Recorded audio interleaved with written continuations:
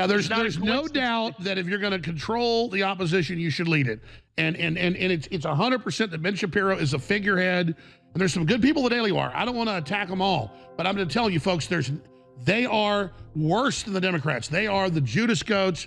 They are Judas Iscariot. Judas Iscariot, and that was right-wing lunatic Alex Jones dabbling in anti-Semitism. You see, Judas Iscariot was a disciple and one of the 12 original apostles of Jesus Christ, and according to all 4 Gospels, he betrayed Jesus and got him arrested. The story of how Jesus got betrayed and then crucified by the Romans has long been twisted to attack Jewish people. It is at the heart of centuries of Christian anti-Semitism, so when the same trope is used specifically to attack somebody who is Jewish, like Ben Shapiro, well, the criticism becomes especially repulsive and vile. And that is how Alex Jones operates. He's not content to just disagree or argue with a rival based on the merits of whatever the issue is that's causing the clash. No, Alex Jones has to reach for unhinged slurs, smears, and name-calling. Jones has been doing this for years, while simultaneously promoting outlandish conspiracy theories and everything from the moon landing to 9/11 to the Sandy Hook Elementary School massacre. In this fight with Ben Shapiro, the issue involves Steven Crowder, a YouTuber and right-wing culture warrior. Crowder lashed out and rejected a lucrative contract offer he received from the Daily Wire,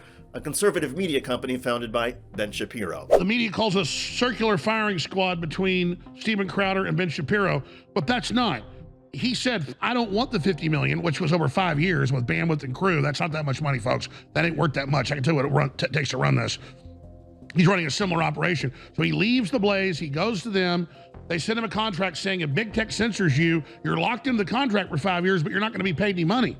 He said, this is insane. I'm not taking the deal, but what about your people? He goes, well, they're wage slaves. Then they spun it that he was mad and wanted more money, so he releases the recording showing that wasn't it. He had to. I know, it's tough to follow. Basically, Crowder and Shapiro's company had a disagreement in their contract negotiations. Shapiro doesn't want Crowder saying things on the Daily Wire that are so offensive that the clips get demonetized by YouTube and cut into the Daily Wire's profits. It's actually a standard clause and concern in a lot of YouTube content. For example, here at TYT, we try to avoid certain words or phrases that would get us dinged and penalized financially. Anyway, Alex Jones and his team are convinced that the Daily Wire and Ben Shapiro are trying to neuter the populist wing of the Republican Party, as evidenced by the restrictions the Daily Wire wanted Crowder to embrace. The Daily Wire is backed by billionaires, probably $1 billion company, makes hundreds of millions of dollars a year.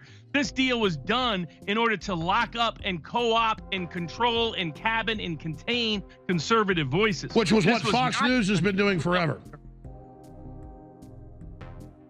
Which is what Fox News did forever. Absolutely. It's exactly right. You couldn't have a bigger contrast than the Daily Wire and InfoWars. A contrast between Daily Wire, Ben Shapiro's company, and InfoWars, Alex Jones's outfit. And therein is the fundamental issue driving all of this. Alex Jones sees Ben Shapiro as a rival. To be fair, Jones is much farther off the deep end to the right than Shapiro, so they are fighting. And again, this was sparked by a right-wing media outlet offering a right-wing podcaster $12.5 million a year for 4 years with some content guardrails. And the podcaster was so offended, he rejected the offer and leaked the details. And never mind who is on which side of this conservative civil war, we've all gotten another reminder that you cannot overstate how much money is sloshing around on the right. And in the case of Alex Jones, name-calling, white nationalism, and anti-Semitism are arguably part of the Jones business plan. I'm David Shuster. Thanks for joining us. Tell me your thoughts in the comment section.